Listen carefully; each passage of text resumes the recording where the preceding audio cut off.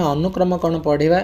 अनुक्रम मान कौन गोटे निर्दिष्ट नियम को भित्ति करी एक निर्दिष्ट क्रम संख्या समूह को अनुक्रम कहुए। फॉर एग्जांपल 1 3 5 7 9 ये गोटे निर्दिष्ट नियम अच्छी 2 लेखे डिफरेन्स अच्छी से 2 4 8 16 32 ये कौन है ना 2 लेखे गुणी गुणी अच्छी है ये सब निर्दिष्ट नियम अच्छे तेणु आपको अनुक्रम बोली कहुए। तापर देखिबा समांतर प्रगति रे एनतम पद निर्णय हेले तमे देखिल टर्म जाक T1 T2 T3 T4 एमती रहा तो ये है लास्ट पदटा है Tn तो तुमर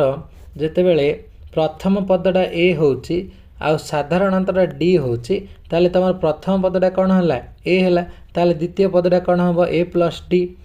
तृतीय पदटा कौन A प्लस 2D चतुर्थ पदटा कौन हम A प्लस 3D एमती हे चलला ताहले एनतम पदटा कौन हम गोटे कमुचे A plus n minus 1 into D है तेणु फाइनाली मन रखा Tn equal to A plus n minus 1 into D यहाँ है तुम Tn बा एनतम पदर सूत्र।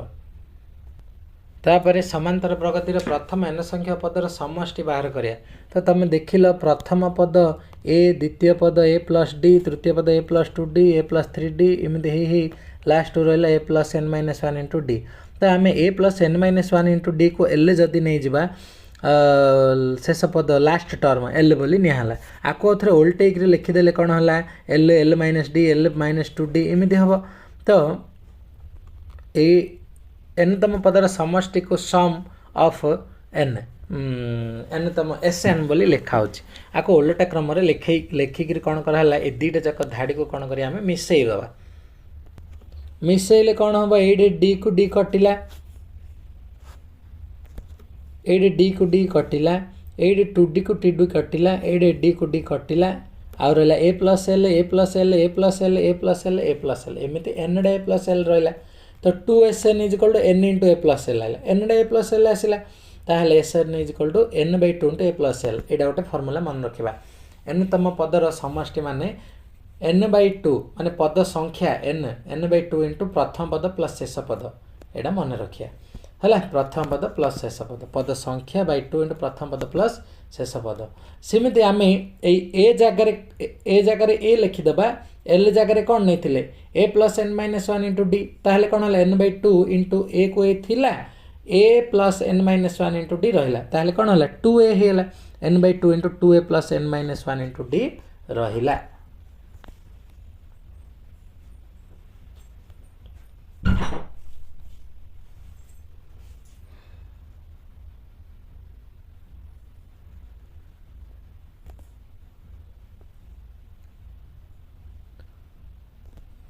तापर आसला अंतर सूत्र मन रख 1 by n into n plus 1 माने 1 by n minus 1 by n plus 1 यहाँ केमती आसला देख एक बाई 6 हम कही माने कौन 1 बाई 2 इंटू 3 ना हाँ तो 1 बाई 6 माने आम यहाँ को लिखिपर जब तुम फेड़ 1 बाई 2 माइनस 1 बाई 3 ताहले कौन आसे लस आगु 6 ये आसे 3 माइनस 2 कौन आसला 1 बाई 6 आसला ना ताहले आम कौन लिखिपर 1 बाई 6 बदल एति लिखिपर तेणु 1 by 6 is equal 1 by 2 into 1 by 3 बदल आम लिखिपर 1 बाई 2 माइनस 1 बाई 3 तो सेमती 1 by n into n plus 1 माने कौन आसला अंतर सूत्र 1 by n minus 1 by n plus 1 सेमती प्रथम n संख्यक गणन संख्यार वर्गर जोगफल मन रखा 1 square plus 2 square plus 3 square एमती लिखा n into n plus 1 into 2n plus 1 by 2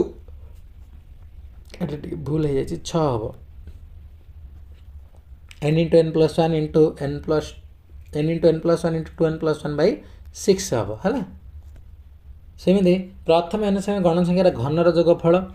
cube 1 cube 2 cube 3 cube 4 cube एमती n क्यूब जाए कौन हम n into n plus 1 by 2 रो होल स्क्वायर है।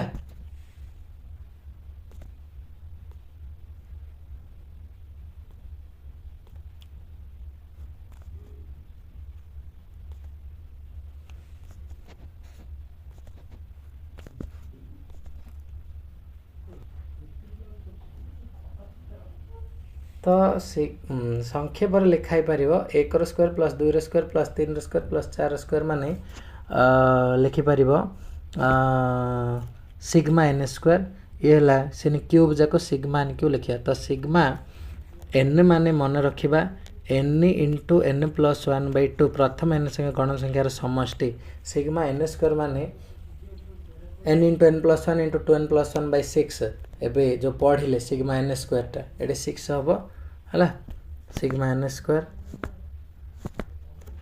ये 6 तापर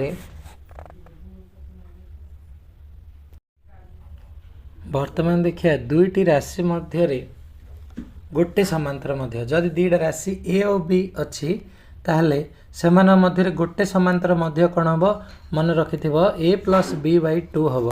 है गोटे समांतर मध्य जदि दुईटा समांतर मध्य काढ़िया ताहले केमिति आसीबो से दुईटा समांतर मध्य को देख गोटे राशि देला ए आउ गोटे राशि देला बी जदि दुईटा समांतर मध्य गले कौन बुझिल ना दुईटा जगह दरकार दुईटा जगह केतटा डिफरेंस दरकार 3टा डिफरेंस जदि 4टा कही बा 3टा कही 3टा कही केतटा डिफरेंस दरकार 4टा डिफरेंस दरकार तेणु देख ये 3टा आने कहला तो हर 4 लिखाला। तो आमको जो 3टा डिफरेंस दरकार ये गोटे डिफरेंस ये गोटे डिफरेंस ये गोटे डिफरेंस 3टा डिफरेंस तो गोटे डिफरेंस कौन हम टोटाल डिफरेंस बी रु ए फेड़ बी माइनस ए बाई 3टा डिफरेंस दियारु 3 पड़ला ताहले तुम प्रथम समांतर मध्य कटा कौन हम प्रथम पदटा हूँ ए प्लस डी हम ताहले प्लस ए प्लस डी माने कौन बी माइनस ए बाई 3 आकु जो लस आउ काढ़ा 3a प्लस बी माइनस ए आसो है तो 3a रु ए गले के आसो